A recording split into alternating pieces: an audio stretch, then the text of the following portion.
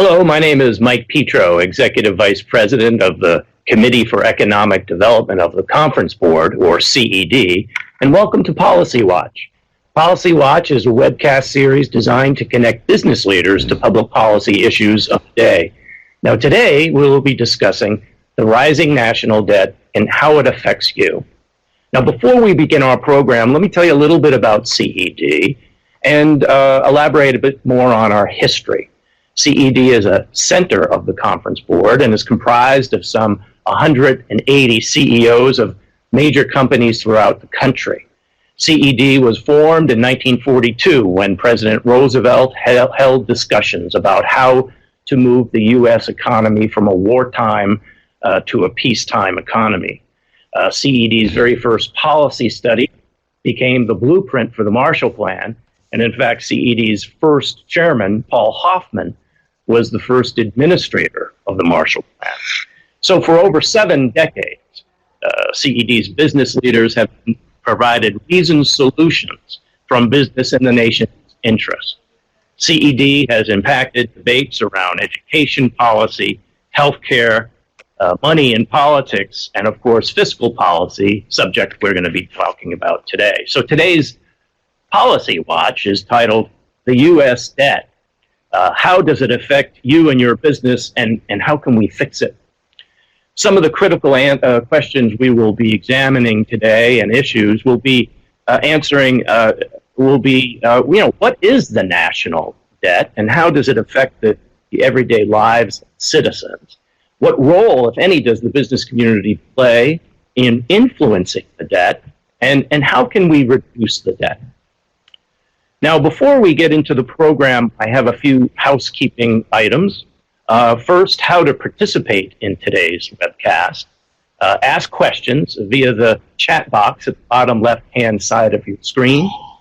Download the presentation via the file download pod in the bottom center of your screen.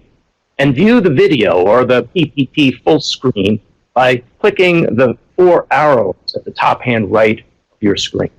Complete a brief evaluation. This is important for us. I'd like to get your feedback at the end of the webcast.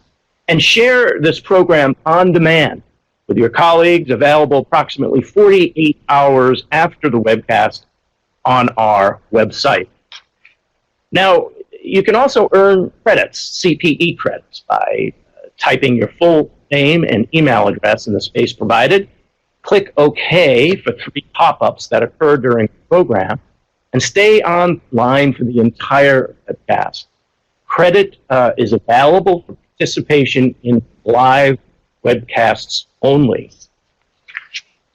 Now, today's guest speakers include Joe Minerick, the Senior Vice President and Director of Research at CED, Bo Cutter, the Senior Fellow and Director of the Economic Policy Initiative at the Roosevelt Institute, and Caroline Ferguson, Research Associate at CED and today's token millennial. Joe served as Chief Economist on the House Budget Committee and at the Office of Management and Budget during the Clinton administration. Joe is the co-author of CED's book, Sustaining Capitalism. Bo Cutter was a managing director at Warburg Pincus, a global private equity firm headquartered in New York City, where he served as the firm's economist. Bo served in the Clinton administration as the director of the National Economic Council and in the Office of Management and Budget during the Carter years. And we're also happy to welcome Caroline Ferguson, who is the author of CED's Debt 101 series and is a recent graduate of Harvard College. I want to welcome you all to today's webcast. It's great to have you. Thank you, Mike. Thanks, Mike. So I'd like to start the webcast by providing some background information, principally about the U.S. debt. On September 8th, 2017, the U.S. debt surpassed $20 trillion for the very first time. In fiscal year 2020, the national budget will record the very first $1 trillion deficits since the financial crisis of the last decade. Furthermore, if projections are borne out, U.S. debt to GDP ratio will exceed 100% in 2028, a higher debt burden than the federal government has faced since the end of World War II. Now, CED has released a policy brief titled Time to Face Up, which outlines the causes and consequences of America's looming debt crisis. And it provides a path to long-term solutions for restoring fiscal health. Joe Minerick is here to provide a policy perspective on what the debt crisis means for the economic prosperity of the country. But before we turn to Joe for the discussion, I'd like to engage the audience in a brief poll. So if everyone can listen up. The question is, should the federal government have a spending cap that prevents it from spending more than it takes in during a given year? Agree, disagree, neither agree or disagree, or don't know or no response. So let's put the poll up there now.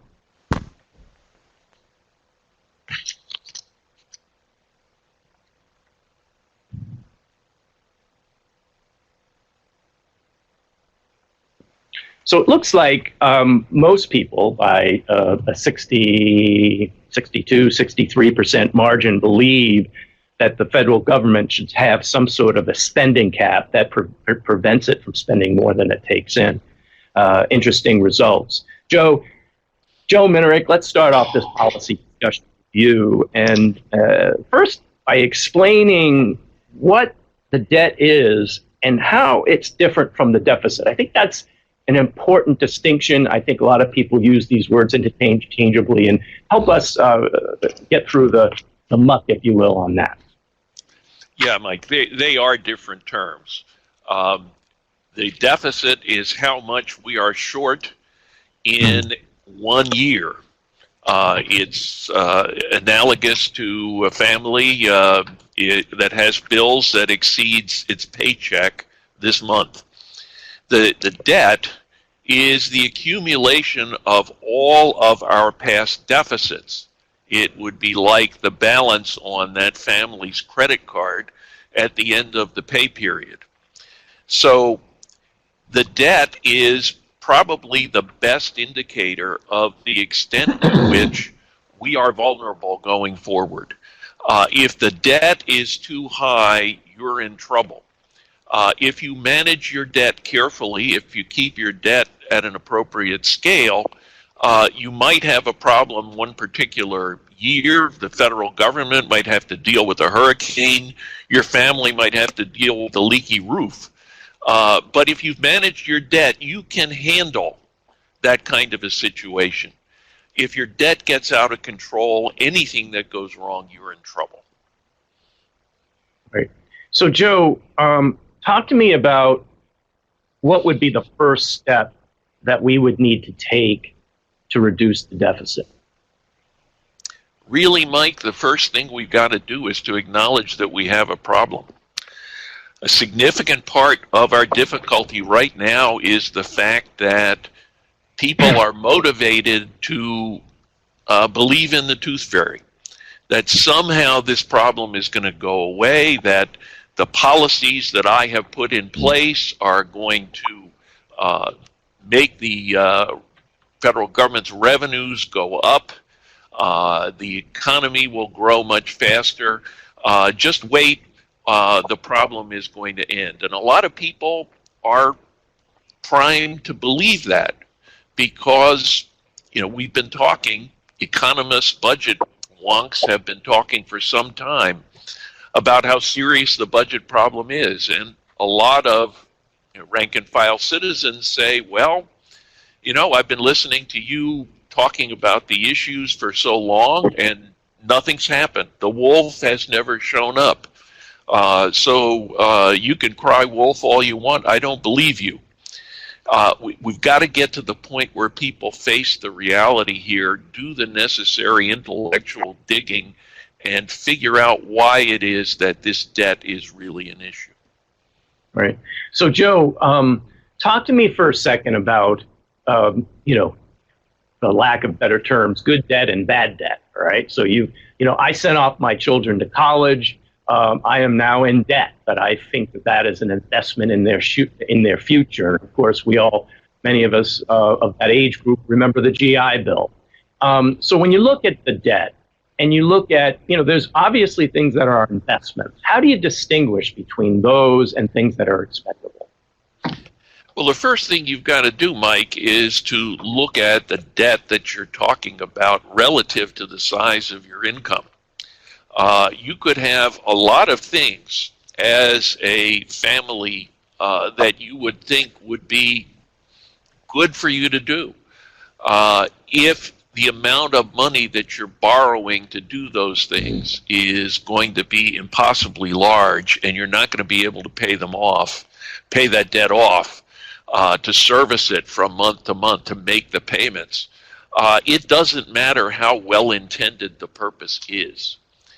For the nation as a whole, we have gotten to the stage where our debt is demonstrably too large.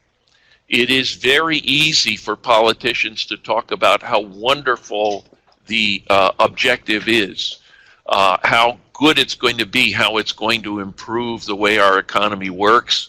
It's going to pay for itself. Those stories tend to be wishful thinking, but in particular in the context of the size of our debt today, those stories really do tend to give us a picture that is much too optimistic. It's leading us down the garden path. Right. So we all know that there's an awful lot going on in this country right now, and oftentimes the issue of debt and the deficit get put on the back burner.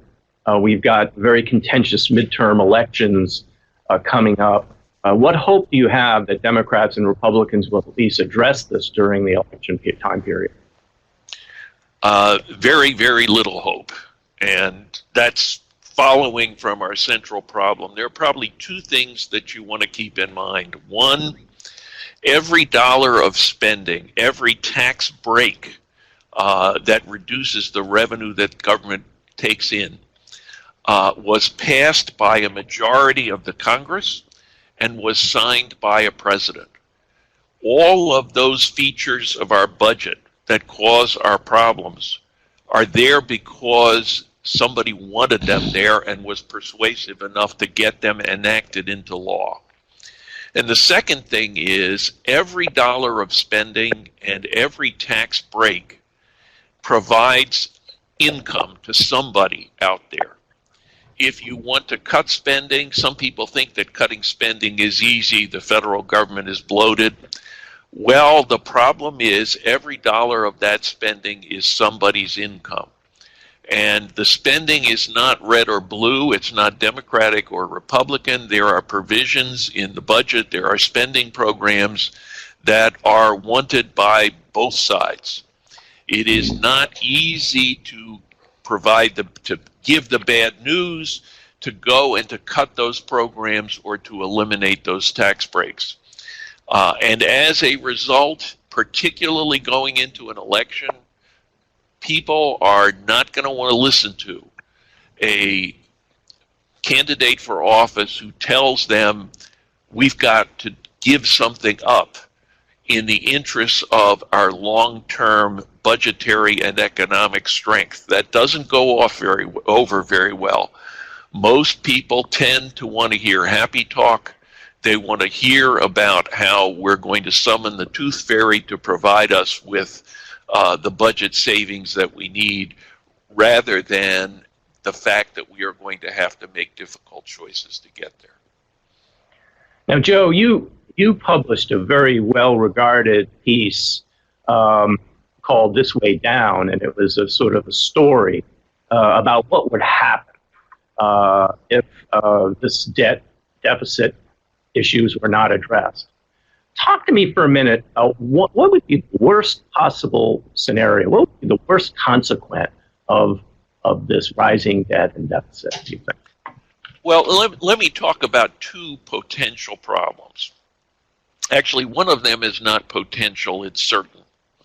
The other one is a catastrophic risk that becomes greater as our debt gets bigger.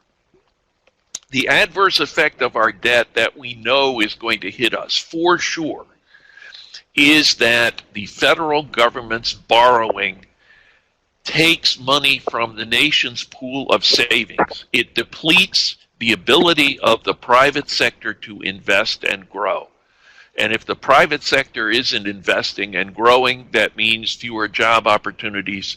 It means slower wage growth. It means that all of us become poorer over the long period of time. And that's going to happen no matter what. The risk that we run is that at some point, the financial markets look at the United States and say, we, the United States of America, the U.S. Treasury, are not a reliable borrower. You can't count on the U.S. Treasury to meet its obligations. When that sentiment begins to take hold, that is going to be like the smell of smoke in a crowded theater. Investors in the financial markets who become concerned about the trustworthiness of the U.S. Treasury are going to behave in exactly the same way that folks in a crowded theater behave when they smell smoke. They're going to get up and they're going to run. And people sometimes ask me as an economist, when precisely is this debt going to be a problem? When are we going to have a debt crisis? And my answer always is, when you know when that crisis is going to occur, it's already too late. This is a problem. This is an intellectual question, the answer to which I don't want to know. Because when you see it coming, it's already too late. People are going to be up and running for those exits, and you're going to have chaos. So this is a problem that we need to head off ahead of time before it actually begins to bite. And what we're showing as a nation right now, unfortunately, is a lack of will to deal with it. So, Joe, we have a question from the audience about speaking about the effects of monetary policy on the debt. Can you address that in the sense that this is a lever that government that the rest of us really don't? Well, the federal government's monetary policy is sometimes defined by economists as how the federal government finances its debt. The question that the Federal Reserve answers is, what's the appropriate interest rate for the market at any given time to try to make the economy grow, but not to grow to the extent that we wind up with a problem of inflation. When the federal government runs large deficits and accumulates a large debt, the effect of that is to make the Federal Reserve's problem a lot harder. It makes it more difficult for them to set interest rates because the federal government is putting pressure on those financial markets and is driving interest rates higher by doing that. Talking about high interest rates right now seems a little bit dissonant with reality, and the reason is that just coming out of the financial crisis, when monetary policy was driving interest rates down as far as it possibly could, has given us a period of very low interest rates. Right now, the economy is beginning to grow. Interest rates are beginning to rise. If the federal government does not control its debt, we may very well find a situation where the Federal Reserve's tools no longer work, where we put so much pressure on financial markets that interest rates rise, and the only thing that the Federal Reserve can do is to follow the market. We don't want to be there. Right.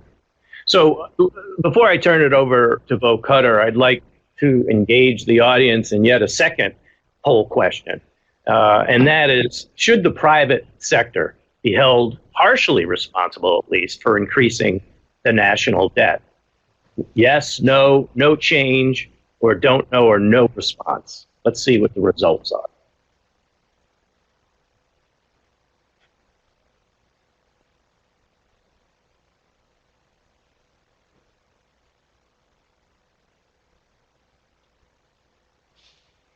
Interestingly enough, that a mainly private sector audience, some 63% answered no to that question. But I'll turn to Bo Cutter and ask him the question, what role, if any, does business play in the rising national debt? I guess I think business plays precisely the same role normally that kind of normal individual citizens do. While there are groups of businesses, the CED being one of them, the Conference Board, which is sort of the parent of the CED, being a good example, that there are business groups that have policies and think about the issues and the importance of the growing debt and the ongoing deficits. Individual businesses often act precisely like individual citizens. Joe enunciated a theory that I learned about my second day of overseeing in the Carter OMB the federal budget. And that was that there is not a single penny of revenues that are of tax cuts that occur or of spending increases that occur that is not absolutely fundamentally critical to national security to someone. And the same thing goes for government. A great deal of the lobbying community in Washington consists of businesses and individuals petitioning, as is their constitutional right, for particular benefits from the federal government. So I guess I would have to say that I was surprised by the answers to this poll, and I would not myself have answered it that way. Interesting. What about what effect does the national debt have, do you think, on take-home pay of the average employee? Well, if I can, I'd rephrase your question, and I'd divide it into two, because I do think that this is a point where it's really important to distinguish between deficits and debt. As Joe said, deficits are sort of the annual result, and debt is what it all adds up to. What debt does, what the growing levels of debt do, is make our economy, as Joe said, much, much more risky. We are increasingly running a blind, economy-wide, risky bet on how long this lasts. Now, that affects take-home pay, I think, because as people worry a bit and a bit more and a bit more about the degree to which the debt can be financed and that whether or not interest rates will rise, the increases in those interest rates do tend to reduce the amount available for wages and therefore reduce take-home pay. Let me then switch to deficits, because that's, I think, where the real burden of your question should go. It is the annual deficits, as they add up year by year, that in fact reduce our long-term rate of investment, therefore reducing our long-term rate of growth. And that directly affects take-home pay. As Joe said, you can't prove it, but you can look at straws in the wind. And for a variety of reasons, we've had lower growth now for quite some time, with the exception perhaps of this year and of other random years in the past. We've basically had lower economic growth. That's due to a lot of things, but one of them has got to be the ongoing increasing level of deficits that we've had. Right. So, and this question might also apply to Joe Minarek, but you've heard people say, well, we can grow ourselves out of this problem. that there were at the same kind of scary talk in the early 1990s, and we came to some bipartisan agreements, and we were able to get out of the deficit issue. So my question for both of you, or Joe or Bo, is it possible to grow out of this? I'll make some comments after Joe does. Okay. Mike, I think the answer to that question is we could get our way out of this problem if we work at it. If we first of all acknowledge that we have a serious deficit problem which has accumulated to an excessive public debt, if we take the necessary policy steps to address that problem, and we stick to it. We do not declare victory prematurely and go off and have a celebratory party that blows all of the progress that we make. We've gotten to the stage where this problem is very serious. The deficits are substantially excessive. The debt is way too high. And we need to really put our collective shoulder to the wheel to deal with it. Can we fix it? Yes. But it's not going to go away by itself. Every time we've made progress in the past, significant progress, it's because policymakers have made the necessary tough choices. And we're going to have to do that again. Well, let me comment just very briefly. I'd like at some point toward the end of this to make a comment on fixing it. But right now, the first answer to your question, Joe, is that yes, of course it's possible to have a growth number that would solve the problem. It's just that you have to believe, as an old boss of mine once said, 37 impossible things before breakfast, to believe in that number. It's probably somewhere well in excess of 5 or 6% real. And it's interesting that nobody's long-term growth forecasts, not the congressional budget offices, not OMBs, come anywhere close to the growth rate that would be required to grow ourselves out of it. So is it numerically possible to invent a number? Sure. Is it at all likely that over a decade we would achieve anything close to that number? I don't see it. So I think kind of we're back to this is not a problem that is going to solve itself. Right. Yeah, let me add one thing to what Bo just said. He's exactly right. And believing that number is analogous to a family that is in financial trouble, taking every dollar that it can get its hands on, putting it in a briefcase and going to Vegas. Because, yeah, you might be right. You might hit 22 on the roulette wheel. But if you're wrong, you're going to be much, much worse off. And that believing in the growth number that is necessary to get us out of this problem is an enormous high-stakes bet with the odds very much against you. Interesting. Yeah. Well, before we turn over to Caroline Ferguson, I want to talk a little bit about business mobilization around this effort. You will recall a couple of years ago there was a Fix the Debt effort that comprised of many stakeholders, including business. The major criticism of what I thought was a valiant effort on behalf of business was that they really didn't rally around specific principles, specific solutions to the problem. Here at CED, we have a fiscal health subcommittee made up of 20 executives that we've been working on for many years, trying to not only talk about the problems of the debt, but talk about the solutions.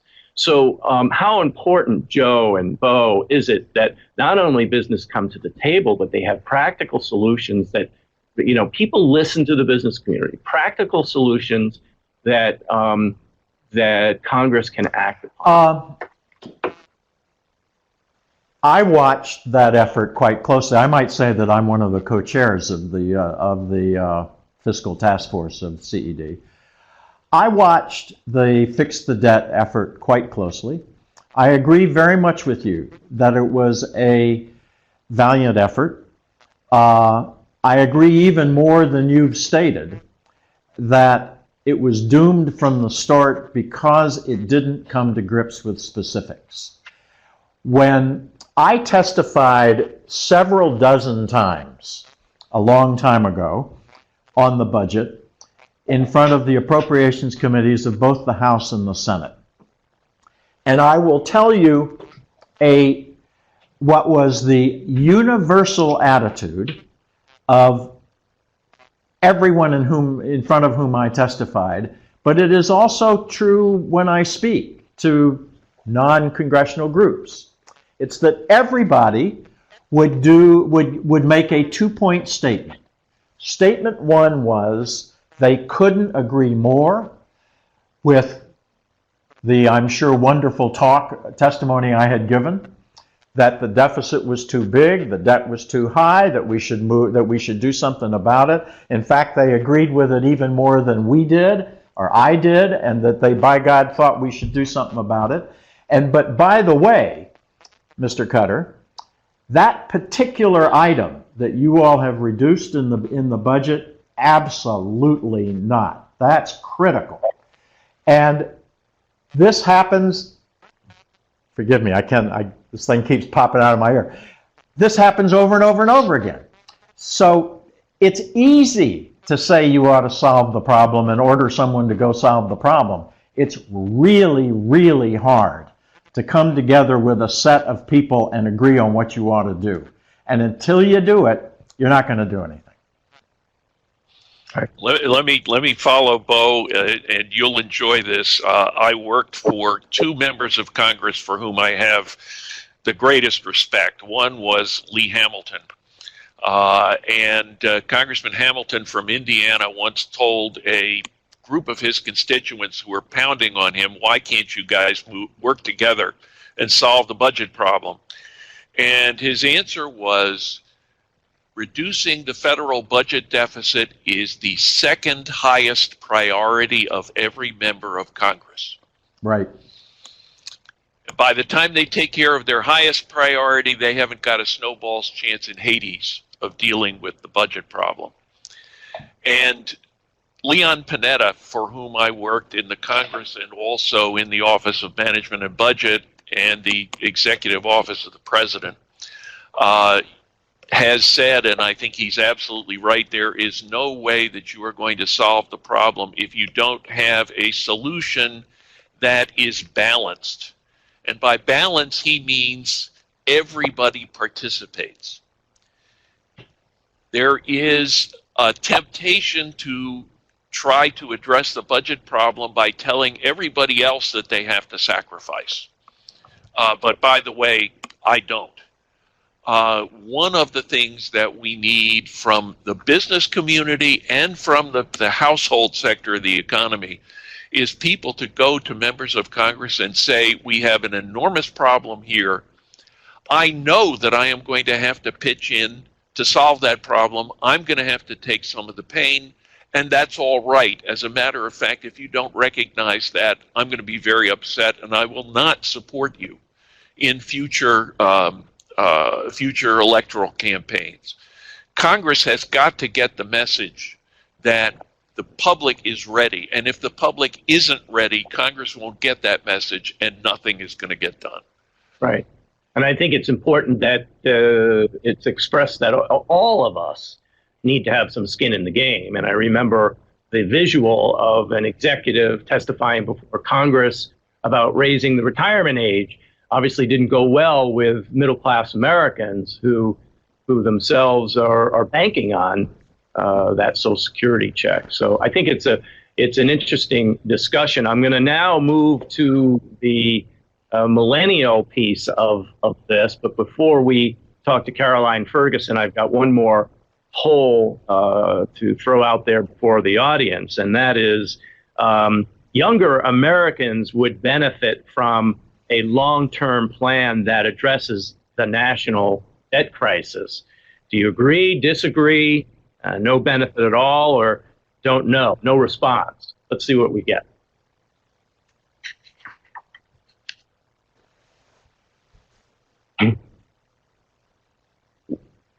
Well, surprise, surprise, 100% agree with that that statement. So I think that was probably a no-brainer, but I think it was interesting nonetheless. You know, many of us talk about this issue in ways that we've been trained along the years, and some of us baby boomers have been grappling with the issues of the debt for a long time. But it's really the millennials and future generations who are going to have to bear the burden of this debt. And I'm so glad that Caroline Ferguson, who is a research associate here at CED, is joined us for this discussion, and it'd be interesting to get her perspective. Now, Caroline, you did some research involving this issue on the national debt, and what did you learn along the way? Hi, Mike. So first, I just want to do an important kind of what I think is an important preamble. So I am going to give a millennial perspective. I certainly can't give the millennial perspective, and I'm not even sure if there is one united millennial perspective. But so I got interested in this topic pretty much when I joined CED, before I really thought of myself more as a kind of person who thought a lot more about social policy and less about economic policy. And I did think that there was a relatively clear line, or at least I made one in my head when I studied in college. So I then came to CED and read a number of Joe's pieces, and heard people like Bo speak, and read other pieces from CED organizations like the Peterson Foundation and other groups that care a lot about this issue. And I started realizing, the line between social policy and economic policy is significantly more blurry than I wanted to make it. And that's something that I think I'll return to, because I think that's an important point if you want to get millennials engaged in this topic. But so, after reading some of these pieces, I then spoke to a number of my friends who are, in my age cohort, and asked them if they cared about the debt at all, or the deficit, or if they even knew about it. And most of them answered no to both questions. They, didn't really care and didn't know that much about it. And I think I was very much with them. And I think a big part of the reason is something that Joe had mentioned before, which is, people keep talking and talking about this issue and talking about the debt and how, it might explode and there's going to be some huge problem that comes. But, I think Joe put it as, it's almost like the boy crying wolf, where is the wolf? It hasn't come yet. And it also sounds a lot at this point like a partisan issue. The Democrats complained about, the tax cut and how that was going to add to the deficit and ultimately to the debt. And the Republicans complained about a number of, Democrat policies that are growing social spending. And so I think at that point, you get a little weary, and I think young people have gotten weary and also can't see, the end of what everyone is saying is going to be some huge problem. Right. And so I think, then turning to how we can talk to millennials, or how I think we can talk to, people my age, I would say first and foremost, I think a lot of young people care a lot about social policy, which is, what I had said. In fact, I think there was a Pew study recently that said something like 45% of people in the millennial generation, and my guess is even higher in Generation Z and anybody younger, believe that the government is fully responsible for paying for healthcare. And I believe it was something like 20% of millennials believe that the government, mixed with some private sector, is responsible for paying for healthcare. So that means, I guess in total, 65% of millennials believe the government in some way should be paying for all Americans' healthcare. But that, that's an unlikely thing to happen, or certainly can't happen if this debt explosion continues. If the government is then determined to not be a trustworthy borrower, I think as Joe and Bo put it, and if people stop borrowing and we have some problem, the government is simply not going to be able to pay for this. There's, I think, another study that happened with something like 51% of millennials believe that they're paying into Social Security and they're not going to get it back when they turn 65. And I think if we just keep pushing, this is something that's solvable. You just have to be electing people who are willing to fix it. And right now, people aren't fixing it. And, Joe said it seems to be on the second list of everything that people want. And if it doesn't come up to first, it's not going to happen. And it's possible that millennials might not get all the things that they're hoping for. And I think to add on to that, it's become clearer and clearer in recent years that young people are willing to protest and are willing to ask for their government officials to, create the change that they want. And so just emphasizing again that if you care about all of these policies, social policies, and, if you care about a strong military, if you care about, all the other great things that the government is able to provide, then you should be asking your representatives to do more. Yeah. So, Caroline, I have millennial children as well. And when I talk to them around, the Thanksgiving table about the debt, we have a very exciting family. But when I do raise issues like that with them, they have the same response that sort of, their eyes glaze over. But when you talk to them, when you tangibilize it, and for instance, as you just suggested, when you talk about Social Security, none of them believe that they're going to get Social Security or Right. at least benefit that's been promised. And I think when you tangibilize it and you talk about, Medicare and other issues like that, I think that's where you see the very strong responses. Right, exactly. And I think it's just, continuing to emphasize that there is a very real issue, and it will very really impact things that people care about. And it's not partisan. There are things that, more conservative people tend to care about, but the government also provides a lot of those things, and there are things that more liberal people care about, and the government, provides that and needs the funding to do so. All right. We do have a question here, and it says, and I'm reading it off the screen, is engagement really a millennial issue or a universal issue for all young adults, regardless of generation? And says, when I was in my 20s, the federal policy was not top of mind. And I think that's what we're talking about here, is that bringing the millennials into this discussion because we think they bear brunt of consequences of doing nothing. It's very important that we bring them into this discussion. Yes, all age groups need to be having this discussion, and I think sometimes we drowned out the younger Americans who, again, will have to deal with these problems more directly. But I don't know if you have any comment on that, Caroline.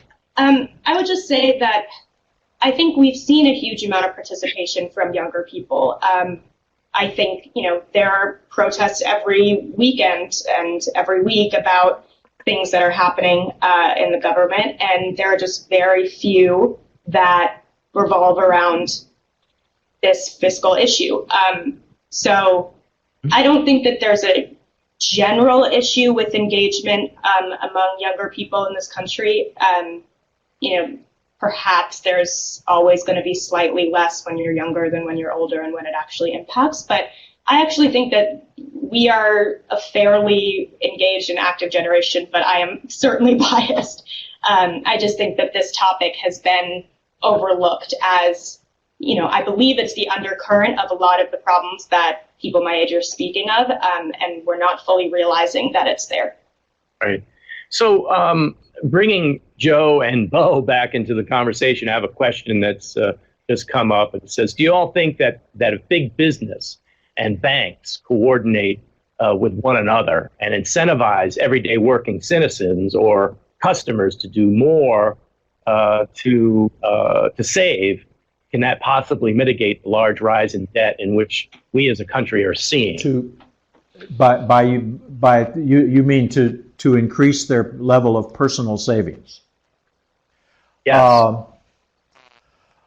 Well, I mean, and to some degree, if you kind of go through the standard macroeconomic equations, which are pretty simple, if you increase your savings rate, you increase the pool of funds that are available to both fund the debt and to invest. But what we're doing right now is decreasing the national savings rate. We're running a 3.5% deficit at full employment. That will double that deficit over the next 10 years, almost. So, and it's a lift to ask the normal citizen to increase their savings rate sort of more than that. So it's not a bad thing to incent citizens and workers to save more.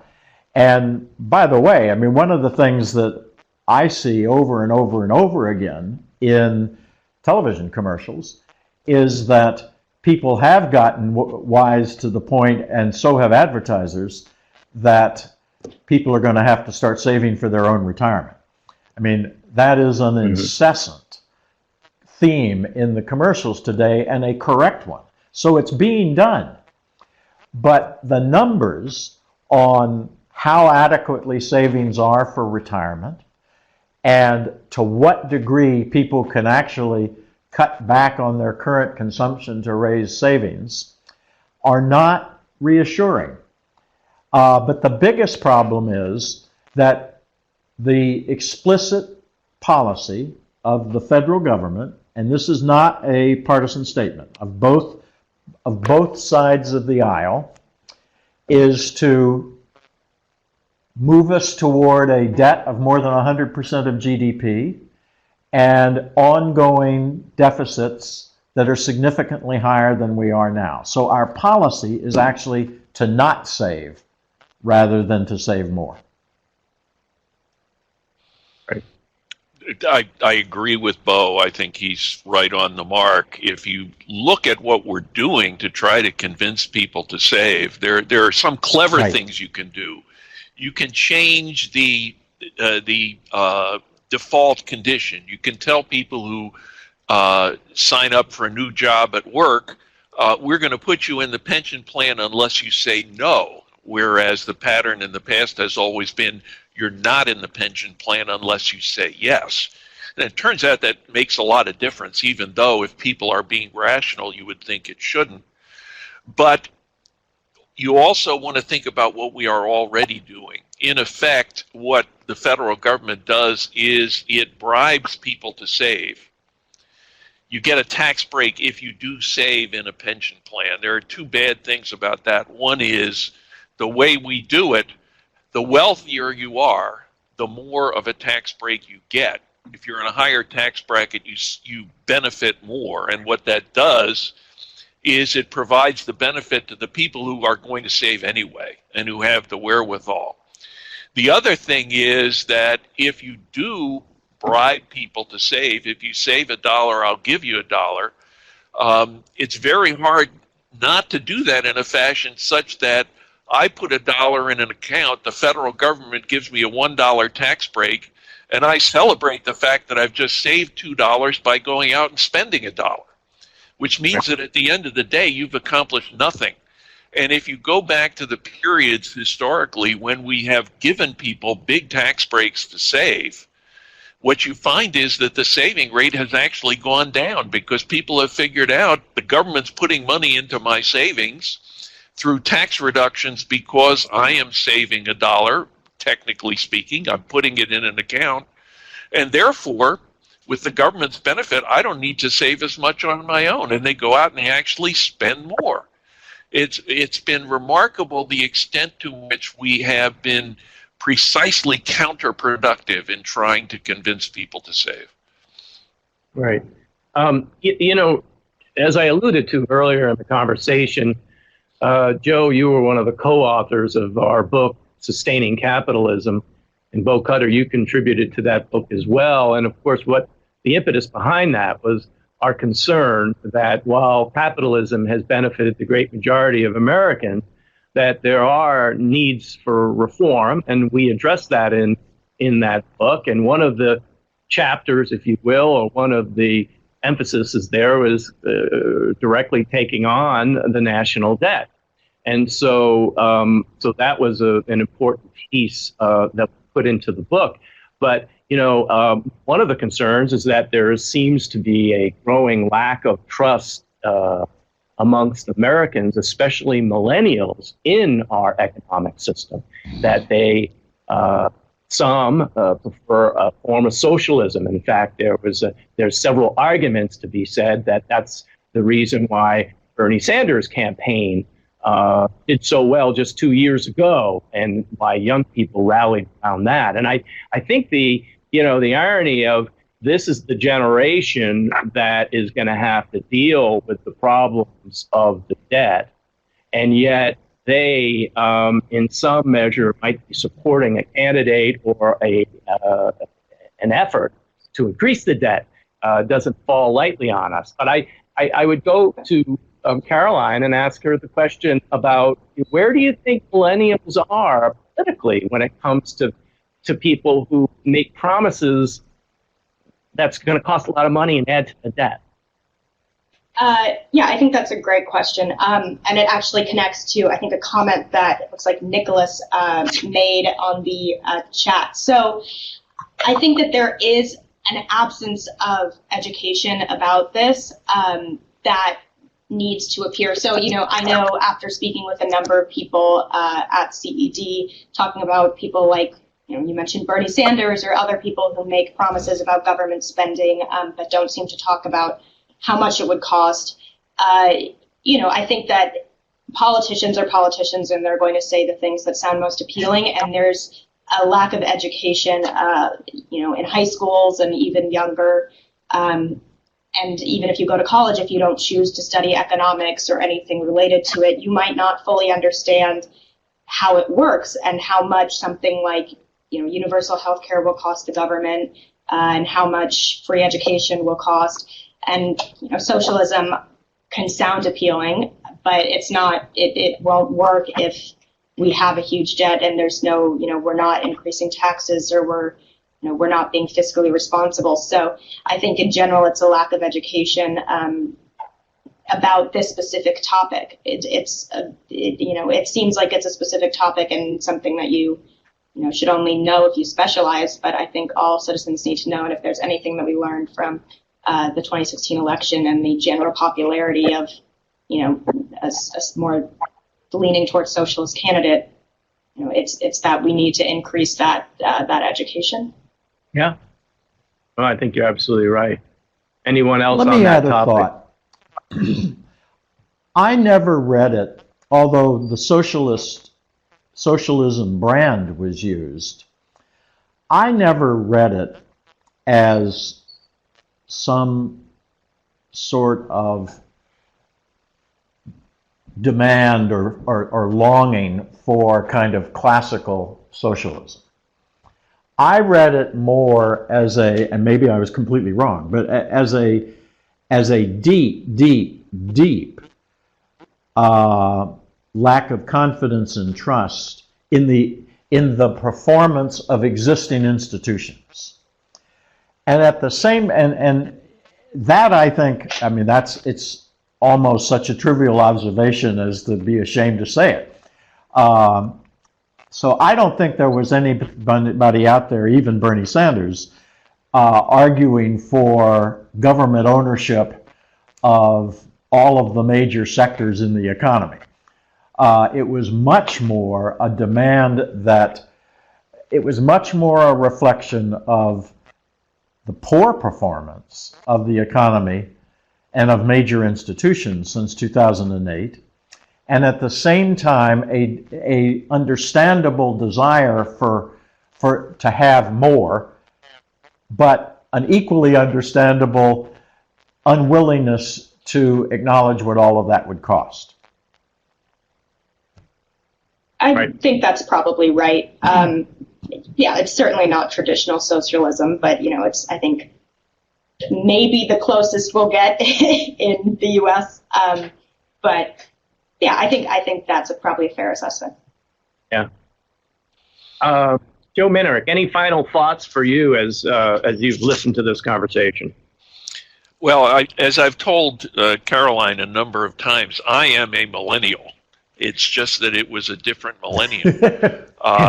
But I do think that the folks of my generation really need to look in the eye our children and our grandchildren and ask ourselves, what are we leaving for these people?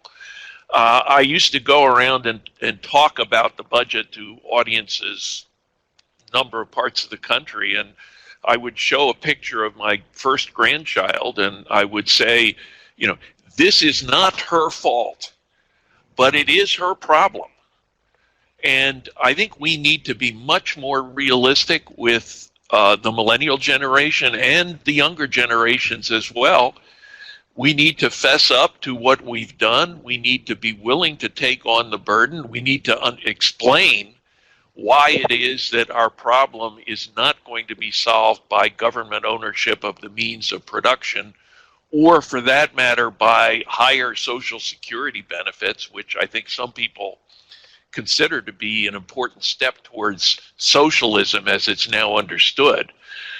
We need to do a much better job of, first of all, taking on our own responsibilities, and secondly, communicating with the younger generations about the steps that we need to take to really address this problem.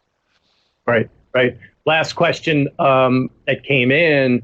When you gave those speeches over the years, did you ever think the deficit would be as bad as it is now? And Joe, I remember when you left the Clinton administration, we had a balanced budget. I mean, did you? What was your thinking as you walked out the doors that day about the future and what was before us? I was terrified. I was very much concerned that we were going to go off of the path that we thought we had established. We were literally talking about, within a 10-year horizon, paying off the public debt, which would have opened enormous opportunities for this country. Even with the coming of the financial crisis, until that point, we had the opportunity to take a much stronger path. Now, after the financial crisis, which by itself has put an enormous load on our public debt with those very, very large budget deficits for the 3 years following the worst of the financial crisis, we are in deep yogurt, and we really need to address this problem.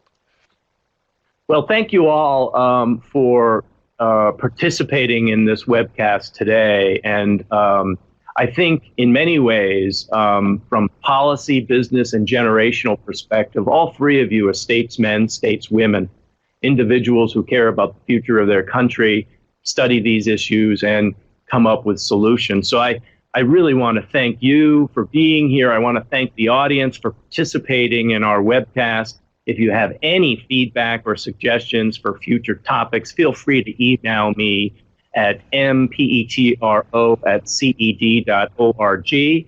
And remember to sign up for 2018 email reminder. Don't forget to tell your colleagues about our next Policy Watch webcast, which is scheduled for December 6th. Thank you for participating again. Thanks to our guests, and Thank you, have Mike. a good day.